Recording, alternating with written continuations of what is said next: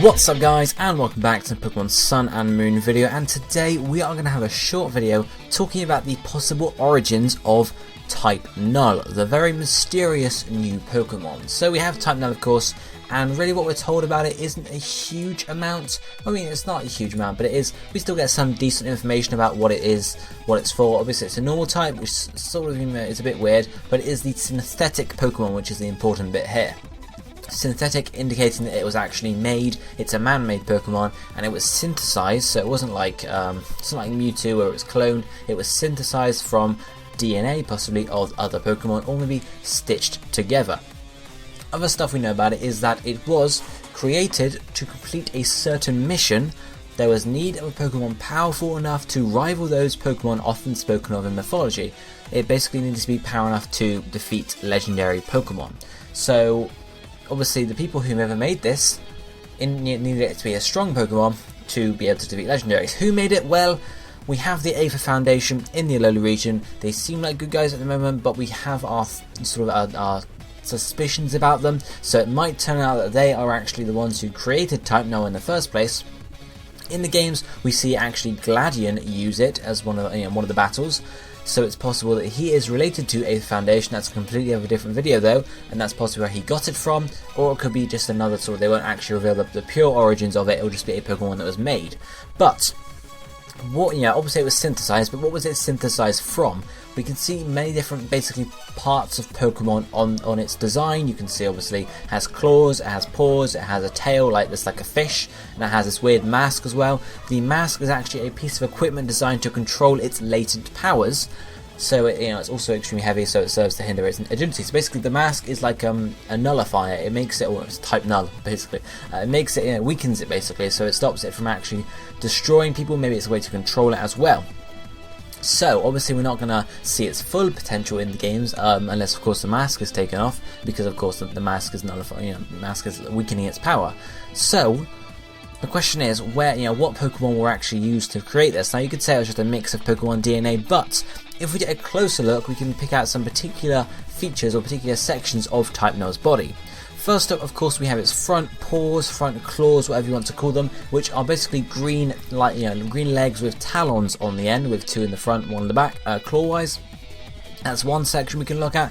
Second one being its back legs, its hind legs, which you can see are, instead of being claws, are more like paws, with these sort of purpley design sections on it. And then going further up, towards its back, you can see the tail I pointed out earlier, fish-like, so it seems to be, based on some sort of fish.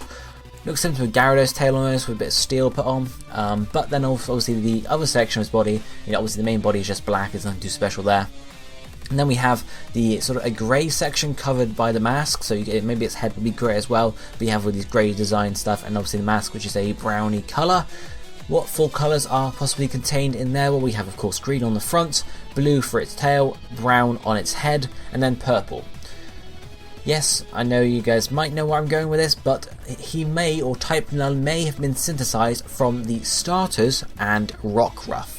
So we have obviously Popplio linking in with the tail, the blueness there, Rowlet with the claws on the front, and then Rockruff with the helmet on the head. But where does Litten fit in? Because it's purple, it's not red. Well, obviously Litten is a cat, it does have paws, it makes a lot of sense, it does fit in there. The purple possibly is either just a design feature, just because the red didn't look very good, or it might hint that the final evolution of Litten could be a fire poison type, if we're to believe this. But it's a good guess to say, like, okay, it's a paws, we have a cat starter, it makes sense there. So if we assume that the 4 Pokemon used to create Type Null were the starters and Rockruff. We know indeed Rockruff has something in common with the starters, a secret of sorts, which we might find out soon when Rockruff's evolution is revealed in Korokoro, but this could also be the secret as well. It was used to create another Pokemon, not necessarily the starters themselves, but if we look at their final evolutions, if we bring up the sort of the leaked art for it, we have Popplio's final evolution, Litten's, and obviously Rowlet, and then I've just picked up a random fan art here for Rockruff's evolution. So maybe the final evolutions of these 4 Pokemon were used to create it. Now, why on earth would you use these particular Pokemon? Why would it be made that way? But does it actually make sense thematically? Well, yes, really. If you're looking to create a very powerful Pokemon, you go and get powerful Pokemon already. Yes, okay, you could go and get like pseudo legendaries, but maybe they aren't very common in the Alola region.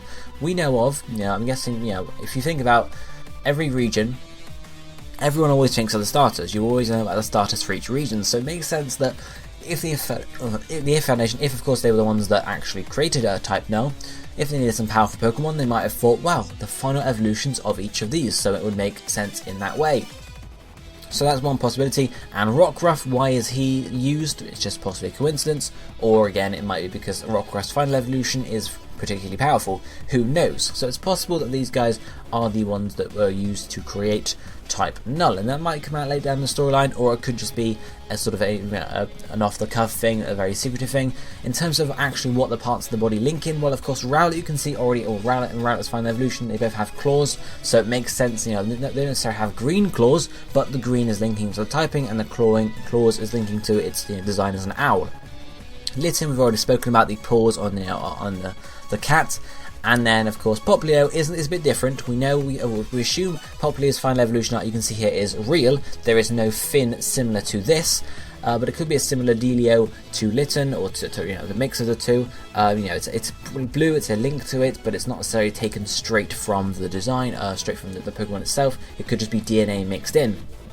In terms of Rockruff, of course, we haven't seen Rockruff's final evolution or any hints at it, but sort of the design of the mask does look very rock-like, so it's possible that it's there. But of course, there are other things to talk about the mask as well. First up, the green sections of the mask. You can see we have one on each sort of section coming out of it, as well as these crosses on it, and as well as a band around its neck. These might be a link to Zygarde, possibly, especially because the fact that the green sections, or the green spots on each of the arms coming out of it, are in hexagonal shape, so it could be a quick link into Zygarde there. Not necessarily I'm saying they used Zygarde to make it, but we do know that Zygarde cores and cells are around the region, so they might have ended up picking up some of those and integrated it in the design. Possibly, as a way we know Zygarde is very good at nullifying things, it keeps everything in balance, so that might help with restricting its power.